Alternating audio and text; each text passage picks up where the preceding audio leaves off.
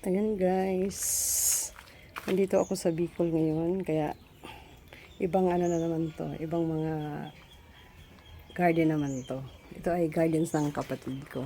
Ayan guys, yung dala ko sa kanya dati nung galing sa Marinduque, may ganun din ako doon sa Laguna. Ayan, ito naman ipa, tuyo niya ay tatanim namin mamaya. Mayang hapon magtanim-tanim din ako dito. Ayan, pakita ko kayo, i-flex ko sa inyo yung kanyang garden. Ayan ang kanyang kamatis. Yung pagdating ko, ang dami nito guys. Ngayon, siyempre, ginamit-gamit namin kasi hinog na siya. Ang dami yung okra. O, ayan. Okra. Ang dami yung okra. May kangkong. Ayan. May tag nito. Sili din. Ayun ang sili. Ayan. May tanglad.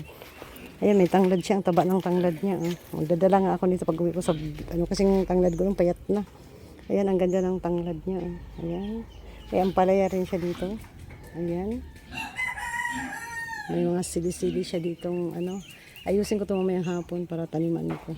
Ayun ang kanyang mga, mga itik doon. Ayun ang kanyang mga babuyan. Ayan, guys. Ayan. Ayan, hanggang ganito lang muna tayo magpa-flex kasi maliligo na ako. Paluluto ko lang.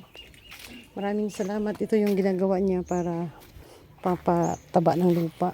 Tumutubo pa yung mga Ayan, kainitan na. Ayan. Madali tayo kasi mainit na. Ayan. Ito yung dati nagpunta ko din dito, di ba? Yung last year dito ako. Ayun, dito ulit ako. Ayan. Ayan, hanggang dito lang muna ang ating video guys. Thank you so much. Ayan, nagluto ako. Nandito ako sa dirty kitchen niya. Ito yung niluluto ko guys. Ayan. Yan ang niluluto ko. Ayan, nandito tayo sa kanyang dirty kitchen. Yung dirty kitchen ang ganda kasi labas mo. Kita mo dyan, nandiyan yung niya, laundry mo na dyan. Temporary niyang laundry yan. Tapos, laundry area. Tapos, nandiyan may mga halaman siya dyan. Papunta doon, halaman din. Tapos, paglabas mo dito, sa pintuan, yan ang mga storage siya ng mga, pagkain ng baboy, manok, yan. Paglabas mo dito, ayan na, ang kanyang mga baboyan. Ayan. Yan. Pakita ko yung itik niya. Sabi ko, di ko na ipakita ka. Kasi mainit na, pero sige, ipakita natin. Ayan ang kanyang baboyan. Dati yung pumunta ko, hindi pa yan ganyan kalaki ngayon. Kalaki-laki. Ang dami na yung baboy lalo. Ayan ang kanyang itikan. Maganda na. Maganda na ang lugar ng kanyang itikan. Maayos na. Ayun. Ayan. Ito pa, babuyan niya yun at mga manukan. Hanggang dito lang muna tayo, guys. Ayan.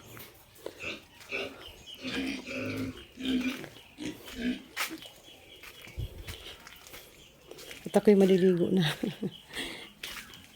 Ayan, nandoon ang kanyang garden. Ayan, di ko pa inaano. Ayan, mataas na itong niya guys. Pinataasan niya dito.